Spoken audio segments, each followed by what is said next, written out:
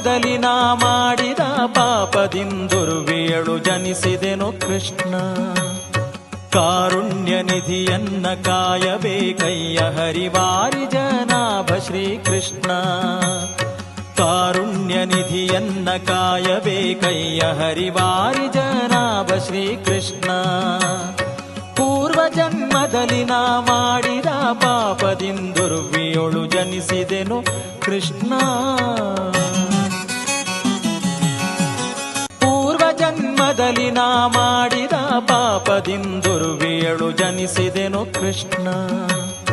ಕಾರುಣ್ಯ ನಿಧಿಯನ್ನ ಕಾಯಬೇಕಯ್ಯ ಹರಿವಾರಿ ಜನಾಭ ಶ್ರೀಕೃಷ್ಣ.